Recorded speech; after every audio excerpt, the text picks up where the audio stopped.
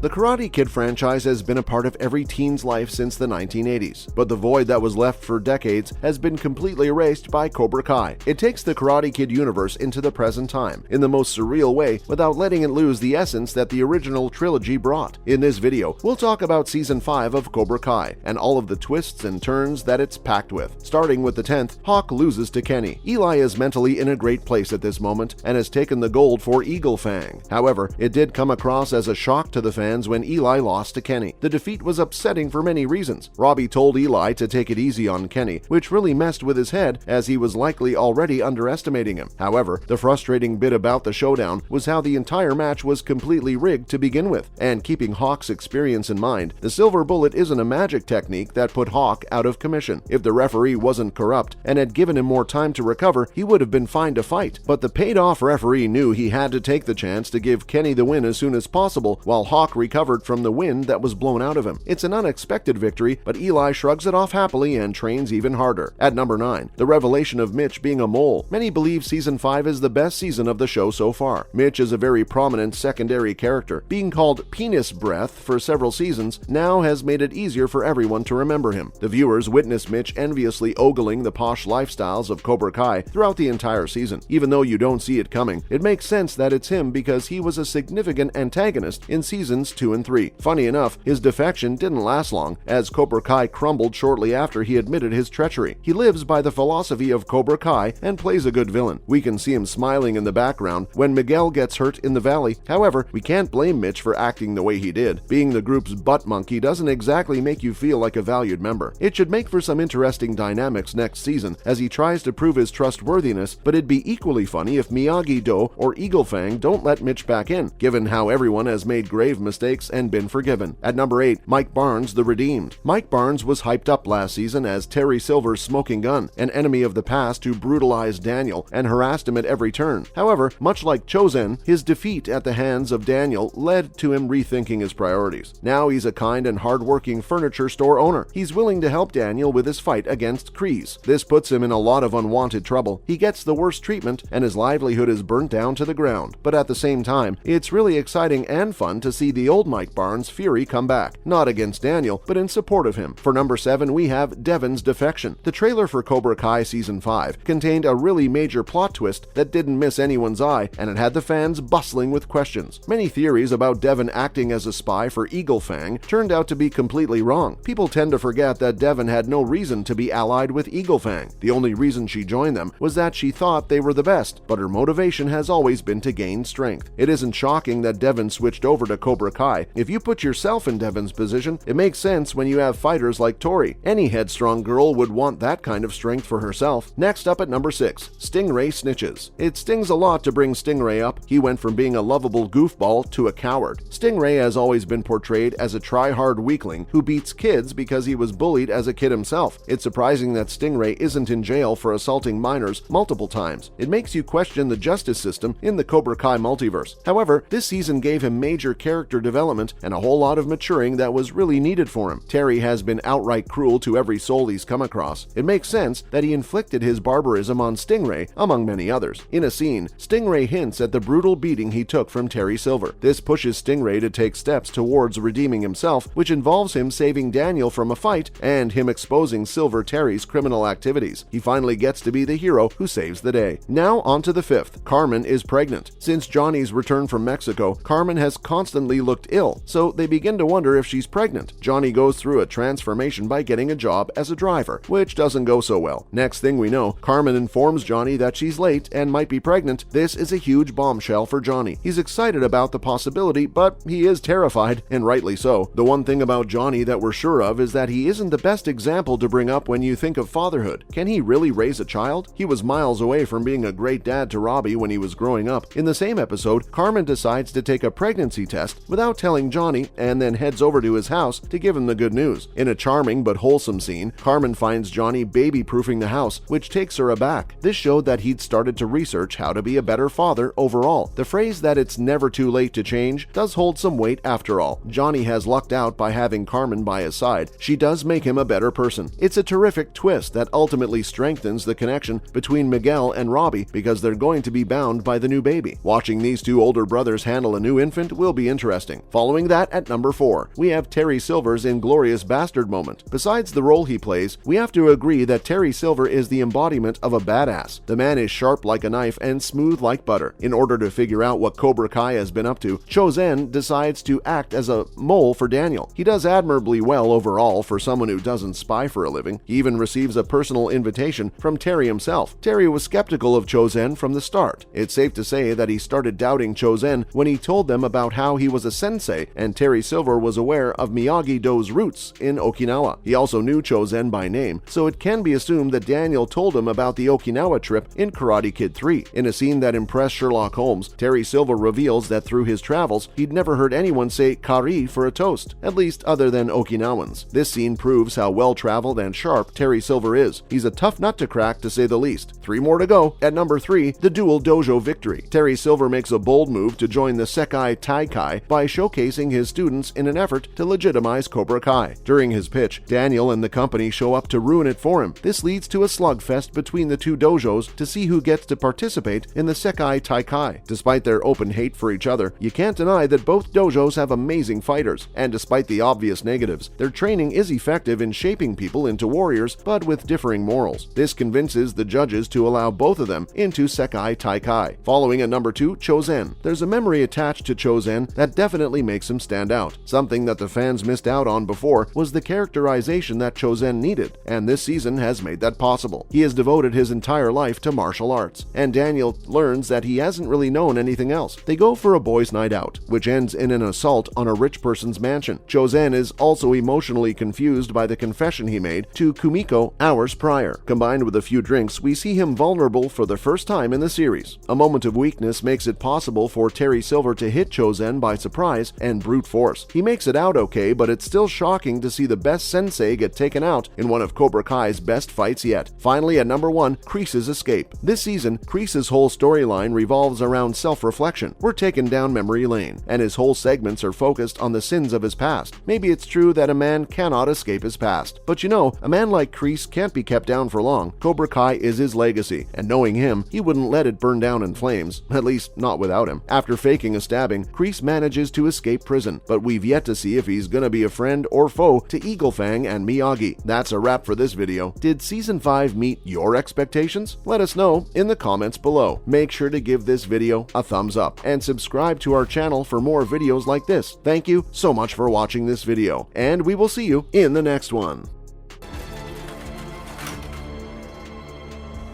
Crazy bastard tried stopping a fight. So I face the final